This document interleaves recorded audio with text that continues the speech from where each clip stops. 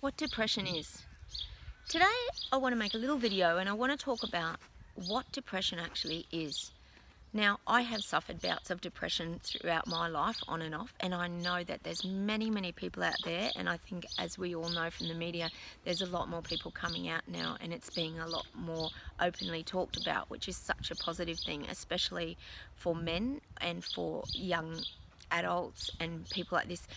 It's a lot more open and there's a lot more places for them to go. There's Lifeline, there's Children's Helpline, Men's Helpline. There's a lot of things that people can sort of reach out to now, which is such a wonderful thing.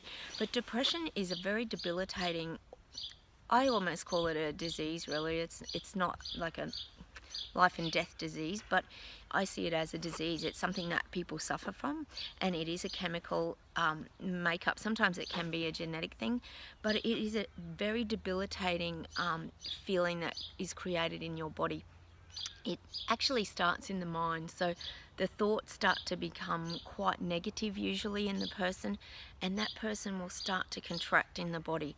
So they'll get these feelings of, the body language will almost start to close down. They'll start to feel very negative, and they just get these feelings of sadness, grief. Many things can cause depression.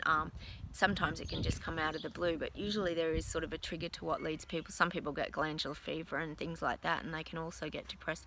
So depression is a very common thing, but it's the debilitating pain in the body that causes that person that terrible pain and sadness. It's very continuous and it's very repetitive, and it's very hard to get out of that mouse wheel of the cycle of depression.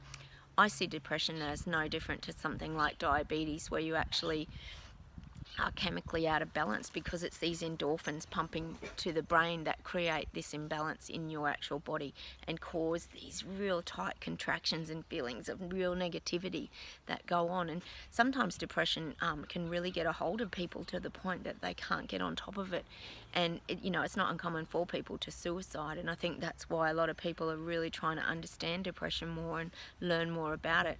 Certainly if you are suffering, or anybody's suffering it, a psychologist is definitely someone to go to, because they can really help you talk about your problems and start to ease that sort of burden and the pain of these things sometimes. But a lot of people will need medicating, because antidepressants actually have an amazing way of just lifting those chemicals in the body and creating that more free-flowing feeling in the body by relaxing all the pain. So depression can sometimes be quite a physical thing in the body. I think people think it's sometimes just in the mind, but it's the physical pain, and I feel like that's the reason that a lot of people do reach that suicidal point, because they actually can't really cope with that physical pain any longer.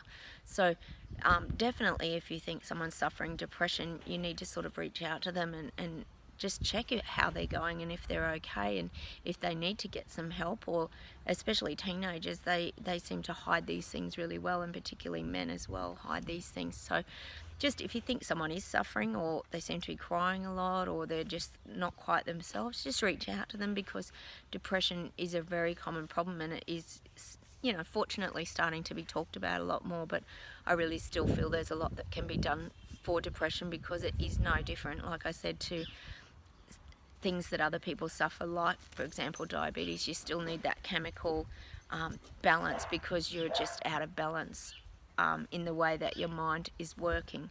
So hopefully this helps you a little bit on understanding what depression is. It certainly is different from one person to another, but majority of the time it is the thoughts and the negative thoughts that create these terrible contractions and pain in the body, and that's where people have that trouble, and sometimes they just get so stuck in it they can't sort of pull themselves out, and sometimes they do need that little bit of guidance and help to you can sort of steer them in that right direction.